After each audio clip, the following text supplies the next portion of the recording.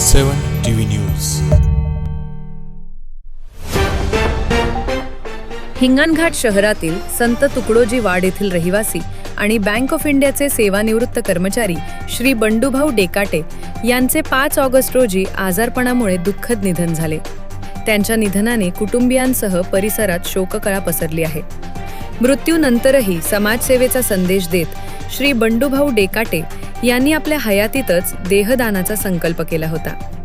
त्यांच्या इच्छेचा सन्मान राखत कुटुंबियांनी 6 ऑगस्टला त्यांचा देह AIIMS Indian medical institute Nagpur येथे वैद्यकीय शिक्षण व संशोधनासाठी दान केला।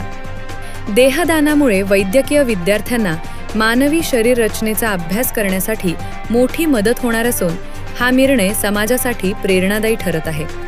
त्यांच्या इच्छेनुसार पारंपरिक अंत्यसंस्काराऐवजी त्यांच्या निवासस्थानी श्रद्धांजलीचा कार्यक्रम आयोजित करण्यात आला। अनेक नातेवाईक, मित्रपरिवार, नागरिक आणि विविध क्षेत्रातील मान्यवरांनी उपस्थित राहून त्यांना भावपूर्ण श्रद्धांजली अर्पण केली।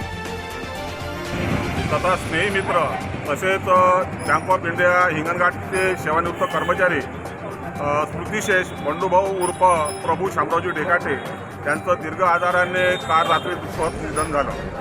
आज त्यांचा अंत्यविधी संस्कार घरी आटोपण्यात आला आणि आपल्या मृत्यूपश्चात त्यांनी आपल्या देहदानाचा संकल्प केलेला होता आणि हा त्यांचा देहदान म्हणजे एका वैद्यक क्षेत्रात काम करणाऱ्या भावी पिढीला प्रेरणादायी ठरेल, त्यांच्या अभ्यासात सहकार्य करेल असा हा त्यांचा पुरोगामी विचार होता।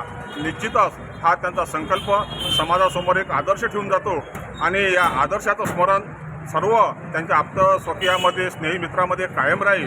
बंडूभाऊ जरी गेले तरी बंडूभाऊचे विचार आणि बंडूभाऊचा देहाच्या रूपाने दान केलेला संकल्प हा चिरंतन आमच्या सर्वांच्या मनात कायम राहील।